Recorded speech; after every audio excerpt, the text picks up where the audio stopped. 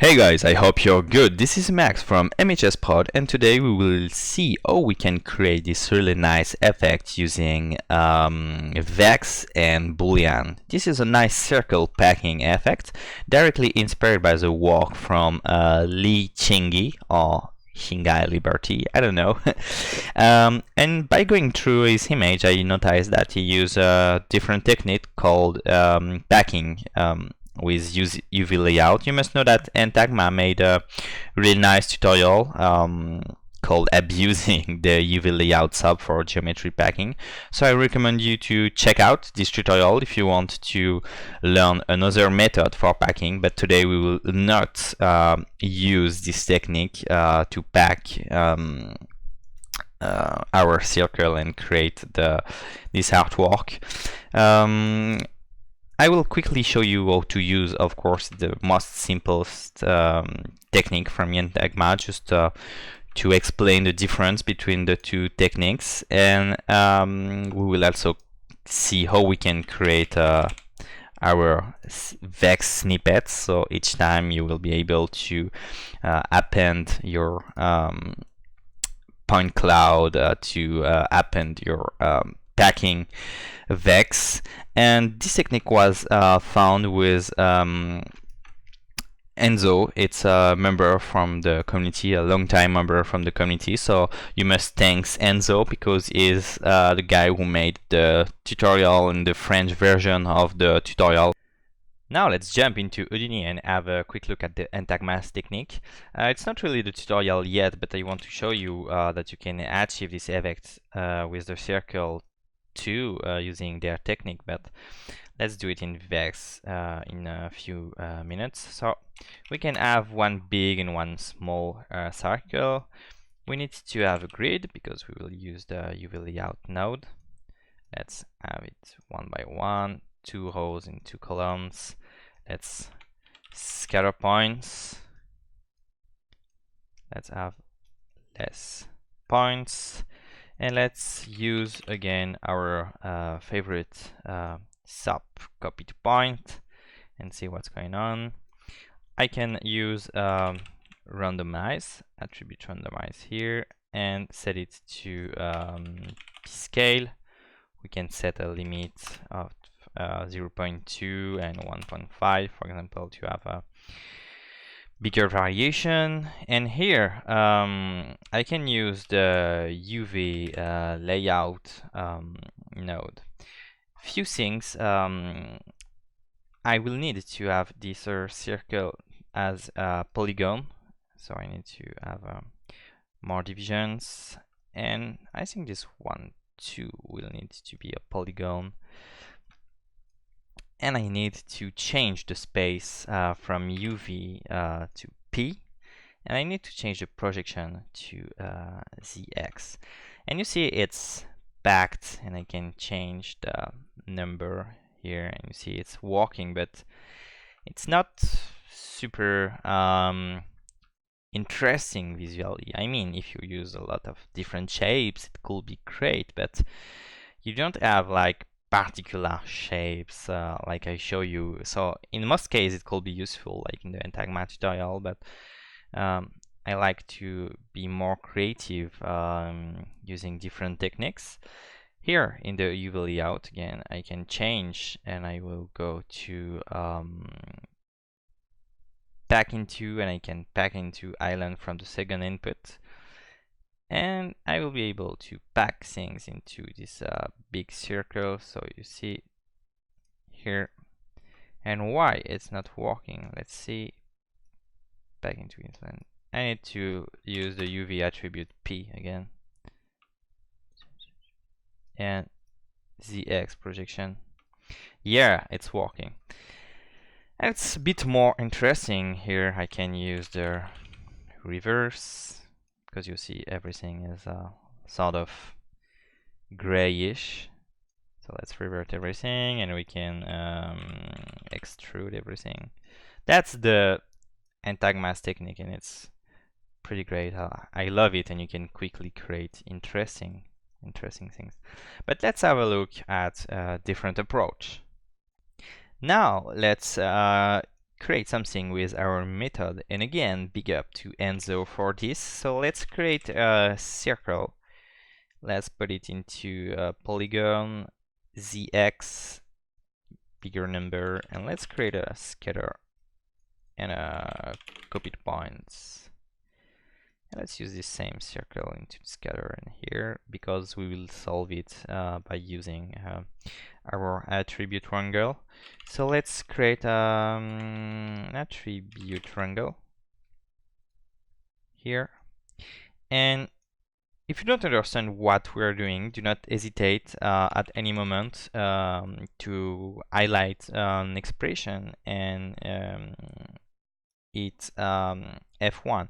See here, it's giving me the definition of the description of the X noise, and if I press F1, it will open the help and it will give me a few infos that I can use. So don't worry, and again, if you're not understanding, take your time. You will be able to save it as a snippet and you will be able to come back later to understand it. So let's create a point cloud. So let's create an integer called point cloud and let's use the PC open.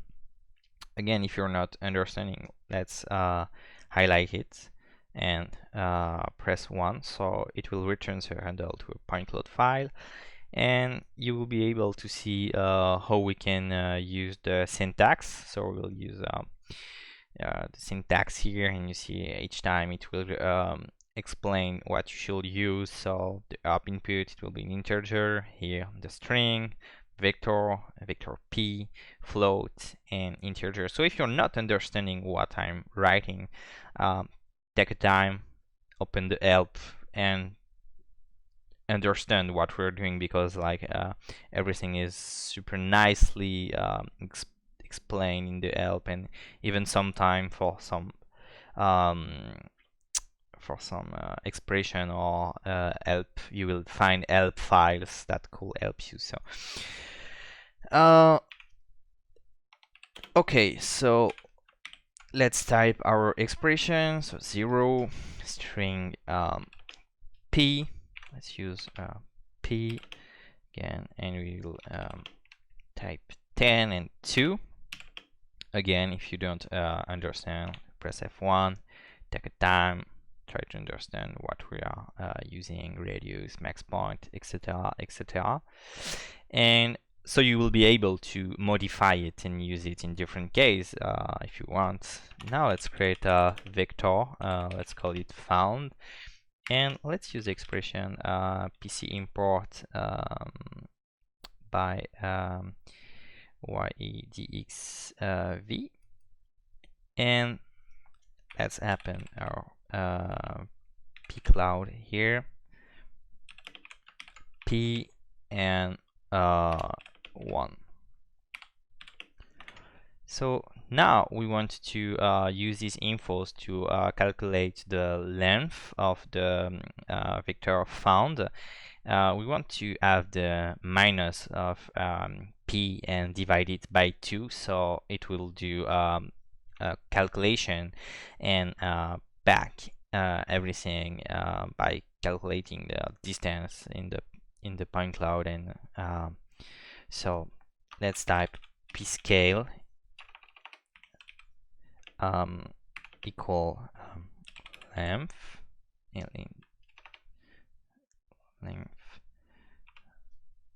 found minus p divided by 2. Divided by 2. Let's see if it worked. Yeah, it's working. So right now, with this small expression, I will be able like to back things. So see if I'm changing, it's working pretty well and give me interesting shapes. If you want to save this, you can save it as a vex snippet and have it like forever here. So see, for example, I have my animated noise. So for example, if I suppress everything, I go here and click animated noise, I have a something already written, and as you may end using a lot of things, makes more sense to save an animated noise rather than this, but you can still save it. How to save it? So you will need to go into your document, Houdini preferences, and you will need to have here Vexpression text file, so called vexpressions.txt, and you'll need to say for which node you want to use it, /snippet, say the name, and write it. And we already made a tutorial about this, so I highly recommend you to check our previous Patreon tutorial to have a better understanding of this. So if you want to save it, you can. Okay, so right now we have something nice, but we want to go deeper in the creative process. So we need to do a little bit of things to allow our operation to be able to work. So I will create first a group, and I will create a point group, because at some moment I will need to use this point group, and for the Boolean operation I will need to use the base object, so I need to have the point group but also the original object. I will merge the group and the scatter together because I want to put bus into the attribute triangle. So let's plug it here, let's connect this here, and let's connect the group here. I want to get rid of those circles, so it's really easy. I just need to create a delete point group, go to group and select group 1. And right now I want to create Boolean operation and do holes with the circle, and then back several little shapes, and then do again the same operation. So I'll decrease the force total count to, let's say, 15, and let's create Boolean operation. We can create Boolean subtract. We need to connect to surface and go to B minus A. So we need to have our points here and our main shape here, and let's see what's going on. Yeah, that's great. I have my main shape that will be used for the next replication. The thing is, at the end I will just merge all the copy to points sub for the effect. The Boolean are just here to create new areas to clone my object. So here I just need to duplicate this, just disconnect this. Let's connect the Boolean here. Let's collect this here. Maybe let's change the scatter to maybe 50, and then let's connect here in the copy to point the, I think let's see what's going on here. So I need to connect the first group. Yeah, that's nice. And I need maybe to increase the number, maybe. Let's see what's going on. Pretty happy with it. So you see, if I already create a merge, I'm able to merge this with this. So I can like replicate a lot of time this operation to create something more interesting. So once you duplicated again the effect, and you can do it again and again, I mean there's no limitation, I will create a reverse to reverse everything, and I will create a simple extrude. So let's go to polyextrude. Extrude 0.01, maybe 0.05, and we can add some variation into your expression. So maybe we can select distance scale, and by using a small wrangle, I think it's primitive wrangle, by using at the scale equal noise at p time channel, and let's call it noise. Let's create a slider, and I will be able to create variation in the extrusion. So here you see I will have different scales just by using a small expression. I can make it more obvious.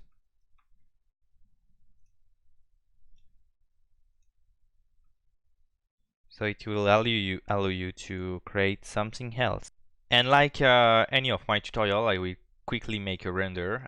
You can skip this part and say goodbye now, as I already show my technique to render still frames. Again, that's still frames render process and not the final process of creating something for an animation or something else, but I like to create simple style frames of things. So I will just maybe stick with something pretty simple like that. Maybe we'll create something bigger. So here and here, just choose simple materials. Can also change my parameter. I prefer using paste tracing, as it's a more accurate renderer in Octane. Let's call adaptive sampling, of course, and I think that's already nice. And next step will be to choose HDRI Sky. That's a super nice base to start lighting your object, and again, feel free to choose something that give life to your render, and then like apply nice material, maybe do a small zoom out of it, and use Octane camera. I love using Octane in Cinema 4D for creating quick still frames, because it's like super efficient. Just try to find something nice.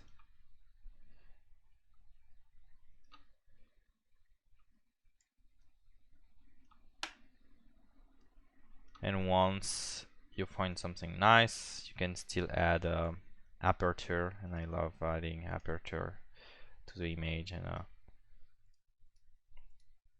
see it will looks like something like that. And that's always cool and fun, and yeah, just feel free to add more things to it, more life, and see you next time in the future.